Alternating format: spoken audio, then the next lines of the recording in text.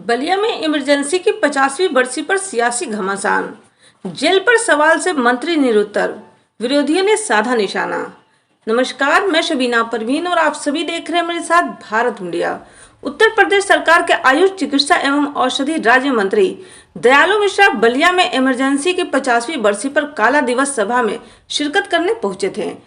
मंत्री जी कांग्रेस सरकार के 50 साल पुराने कारनामों पर प्रकाश डाल रहे थे, लेकिन मीडिया के एक सवाल ने उन्हें मुश्किल में डाल दिया। दरअसल पत्रकारों ने मंत्री महोदय से पूछा कि आजादी से लेकर इमरजेंसी तक हजारों स्वतंत्रता सेनानियों को याद दिलाने वाली बलिया के जिला जेल को बिना नई जेल बनाए ही क्यों बंद कर दिया गया है। इस सवाल पर मंत्री जी के पास कोई सीधा जवाब नहीं था। वीडियो के मुताबिक मंत्री महोदय केवल कान खुजलाते और मुस्कुराते हुए नजर आए। रक्षक सेनानियों को जेलों में बंद किया गया, लेकिन बलिया से जेल ही गायब है। बलिया की जेल ही गायब है। मंत्री इस पर सर क्या करना चाहिए? जेल के बारे में क्या करना है? मंत्री सोनिया गांधी ने ईरान के समर्थन की बात कही है। अब सवाल यह उठता है कि मंत्री जी की इस मुस्कुराहट का राज क्या था? क्या यह आपातकाल की याद दिलाकर आज के दौर से तुलनात्मक अध्ययन था, या बलिया के उन गरीब परिवारों को चिढ़ाना जिनके परिजन किसी कारणवश जेल गए हैं? अब उनसे मिलने के लिए मऊ या आजमगढ़ की जेलों तक जाना पड़ता है। इस मुद्दे पर भाजपा के वरिष्ठ कार्यकर्ता अशोक सिंह ने भी अपनी प्रतिक्रियाएं दी हैं। मेरा नाम अशोक सिंह है, मैं भारतीय जनता पार्टी का एक कार्यकर्ता हूँ। अशोक जी, आपके पीछे जिला कारागार बलिया जो अभी यहाँ बंद हो गया, यहाँ के कैदियों को मऊ और आजमगढ़ शिफ्ट कर दिया गया। कितनी परेशानी हो रही है जनपद वासियों को? अब इस परेशानी का बारे में क्या बताया, इतनी ज़्यादा परेशानी है कि कभी हम लोग सोचे भी नहीं थे। ये देश के आज़ादी से पहले का ये जेल है। यहाँ पर अनेकों सेनानियों बंद हुए, अनेकों लोग बंद हुए। हर साल हम लोग बाघ के नाम पर गेट पर खोला जाता है, फाटक खोला जाता है। सारे जनप्रतिनिधि आते हैं और अपना अपना फ़ोटो खिंचवा करके जाते हैं। लेकिन आज हमारे बलिया में इतनी बड़ी दुर्दशा है हमारे क्षेत्रीय जनता के। भाई देखिए, हर प्रकार के लोग बंद है। ऐसा थोड़ी है कि क्रिमिनल बंद है, कोई ऐसा बहुत लोग बंद है। किसी की माँ बंद है, किसी की बहन बंद है, किसी की बेटी बंद है, किसी का भाई बंद है। मिलने जाना पड़ता है ना। पहली परेशानी तो यही है कि इतनी बड़ी परेशानी तो हमने लोगों ने सोचा भी नहीं था। अब यहाँ से अगर मऊ लोग जाते हैं या आजमगढ़ जेल में मिलने जाते हैं तो कितनी दिक्कत होती है? का दिक्कत बने आप तो सोच ही सकते हैं। हम खुद अगर हमको जाना पड़े मऊ अगर जेल में आपको जाना पड़े। हमको याद है कि हम एक बार मऊ जेल जा रहे थे, हमारे एक नेताजी बंद थे। हम लोग रास्ते में जा रहे थे, मैंने सोचा कितना दूर है भाई? अरे बस कितना दूर है भाई? वहाँ से शहर से 9 किलोमीटर जाना पड़ा, तब जाकर के हम जेल पर गए।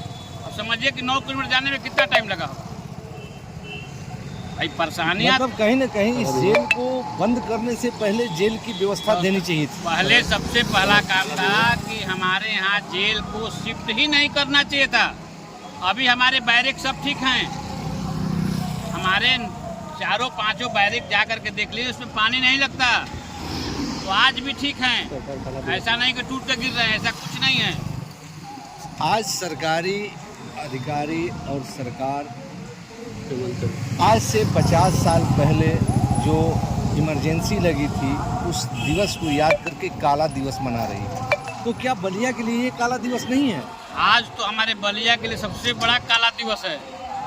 आपातकाल के बाद लोग आज हम सही बात है, आपातकाल लागू हुआ, इंदिरा जी के समय में लागू हुआ, जयप्रकाश नारायण ने उसका विरोध किया।